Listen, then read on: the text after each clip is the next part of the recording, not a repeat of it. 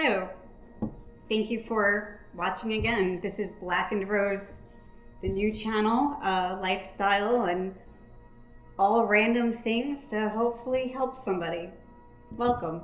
Episode 2, How I Lost 65 Pounds After Hitting Rock Bottom. There was a moment where I looked in the mirror and barely recognized myself. My clothes didn't fit. My routine had become wine, Netflix, and delivery. And I genuinely started to believe this was just who I was now. Have you ever looked at a pile of clothes on your floor and said, I'll clean tomorrow? Or ordered a meal from DoorDash just one more time, promising yourself you'll cook something healthier tomorrow, turning down the gym for one more day, only to realize months have passed and your pants no longer fit you. You can barely look at yourself in the mirror. You're disgusted in that person. You don't recognize that person. You start wearing stretchy pants because they still technically fit. You stop making efforts to go out with friends, to have a life. You don't want to be seen. And when you have no choice, you can't leave your home without a hoodie or something baggy on. You don't want to appear in photos, and if you have to, maybe a selfie, but at the up angle. Your friends might think you lost your mind, your nephew might make fun of you, because you've become one sourpuss, completely unhappy with yourself, wondering, how did my stomach get this big? Life can feel like a series of lessons, trust me. One after another, no break in between at times. It's as if we're taking some course none of us signed up for, wondering why other people seem to be winning while you're still dealing with the learning curves and challenges. Why can't I get the body I want, the person I want, the job I want, the car I want, the fill in the blank what I want? Now, I've always struggled with anxiety and depression. That's been a constant, especially after experiences with losing people I thought mattered. At least they mattered to me. But eventually I realized something. It wasn't about them. The self-pity parties, the excuses to eat more cake, drink more wine, order more pizza. It always comes down to our reaction and how we handle the crap life pours on us. And I handled it completely wrong. If I took a course in stoicism, I'd probably get an immediate F, or be kicked out of the class entirely for doing so damn poorly. I've always worn my heart on my sleeve, and in the process, I've probably scared people away. Sometimes authenticity needs to learn how to compose itself a bit better. I'm not as scary or intimidating as people might think I am, but authenticity itself can make people uncomfortable. Look at social media. That's not real, but it's more comfortable to people than facing reality. So yes, I've always struggled with metabolism and weight. I've had the yo-yo effect. I'm a foodie. I love food. Oh, I love food. I enjoy eating. When I was younger, my metabolism was amazing. I can eat an entire pizza and gain nothing. Meanwhile, my sister would have a slice and gain 10 pounds. Or at least that's what it looked or felt like to her. But as I got older, my metabolism slowed down. My body really started changing after my father died in 2010. Then the pandemic hit in 2020. The weight gain had already just been more at a gradual pace for those 10 years.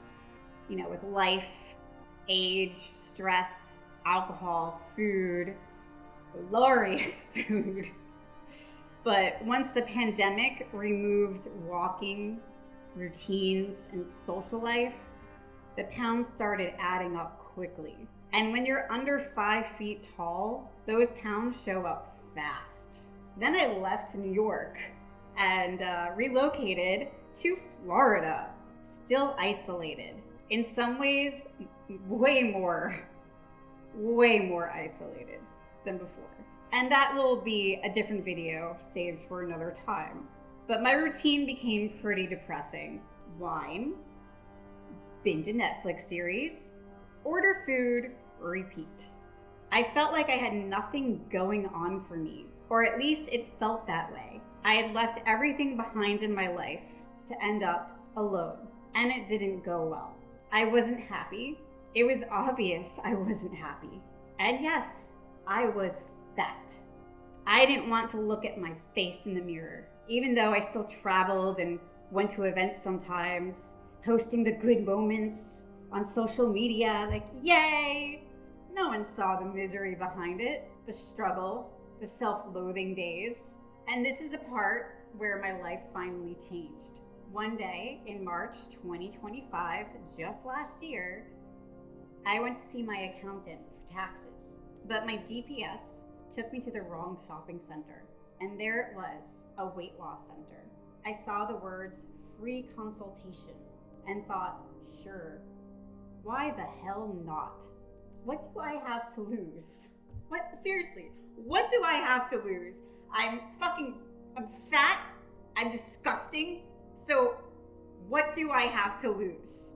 This probably won't work anyway. It's probably some sort of scam. 8 months later, I had lost 65 pounds. And every day since, I am still learning, still growing. I've even gained a few pounds back recently because life has a very funny way of reminding us that we can't stop. We can't give up. We have to keep going to the gym, keep eating healthier, keep taking care of ourselves, no matter how hard we fall or how hard people try to break us down. There is help out there. We can lose the weight. We can stop making excuses. Life will always be challenging. The pain doesn't ever disappear, but we can't use that pain as an excuse to drown ourselves in wine or whatever vice you choose while binge watching whatever show appeals to you or the next trendy pop culture show bullshit. We have to take action before we completely lose ourselves and become the most miserable version of who we are. I shared parts of my experience on social media at one point, but eventually I deleted most of it. Now I mostly share through my projects instead of constantly posting updates, because constant sharing can attract the wrong attention, the wrong assumptions, the wrong conclusions. This isn't about attention. This is about change coming from within. The only reason why I'm sharing this is in case it inspires someone else too, because trust me, I've hit rock bottom. I was helpless. I thought that there was no way out. I was miserable. And I found a way. And if I can help somebody else, I'm here for you. You can do this too. And you don't have to share it. You can do it quietly. You don't have to announce it to the world. You can show them the outcome. You don't have to show them the journey, but you show them whatever you want at the same time. But you're not forced to. My health journey is still ongoing. I ended the other version of myself. Then I went through a transitional version, and now I'm stepping into yet another version, because it never really ends, does it? Change is inevitable. Being uncomfortable is part of that change.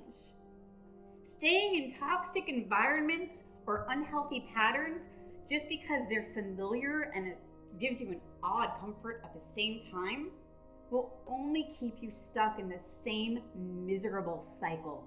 And when you're stuck like that, you can't make yourself happy, and you certainly can't make anyone else in your life happy either. You have to look inward, take the change, make the change, do something, and understand this: the work never stops. Thank you. I hope this realism, this authenticity, this chapter of me sharing this stuff helps you. So if it does, I could really use the support starting from ground zero. Like, subscribe, share, whatever you gotta do on this YouTube thing, and Blackened Rose. Thank you. Enjoy. Till next time.